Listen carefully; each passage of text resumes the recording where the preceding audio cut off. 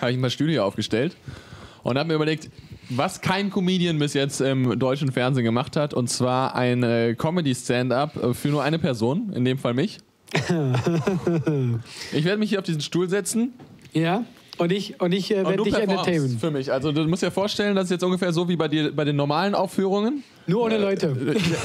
Ja, also und jetzt einfach so ohne, als wenn da tausende Olympiastadien. Ja, nee, so einfach wie das bei dir normalerweise auch ist. Also wie viele Zuschauer sind sonst bei dir mehr?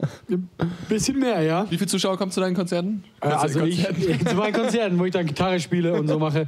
Ich spiele noch im kleinen Bereich, ich spiele im 100er-Bereich, aber ich habe eine erfolgreiche Truppe. Da sind wir bis zu 2000. Rebel Comedy, muss man sich unbedingt angucken. Tun durch ganz Deutschland, ist sehr lustig. Okay, also ich bin... Okay, so, wir gehen weiter. Okay, ja. Soll ich anfangen einfach?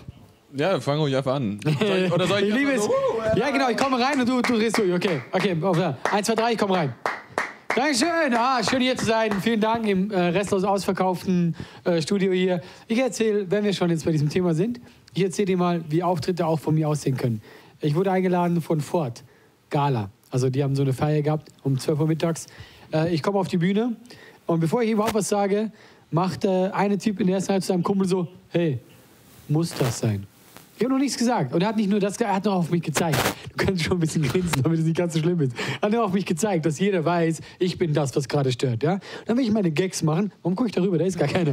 Dann will ich meine Gags machen. Und da ist so ein Buffet aufgestellt mit so einem Chinesen. Und bevor ich meinen ersten Joke mache, auf so zu gucken, bevor ich meinen ersten Joke mache, fängt dieser Chinese an zu kochen. Und Chinesen kochen nicht so. Chinesen kochen so. Und alle gucken dahin. Und keiner hat mir deine... Du hör auf, das ist so Quatsch. Ich mache jetzt meinen Sender, warte, bis mein letzter Gag kommt. Alle gucken dahin, ja. Und ich denke mir, so muss das sein, ja. Und dann mache ich meine Show. Ich mache meine Show eine Stunde lang. Keiner lacht, wirklich, keiner lacht. Bis auf einen Typ. So ist der Kack-Chinesen. Ja, das war die ganze Story. War gut, oder? Ich fand auch, ja. Ich fand auch. Mega.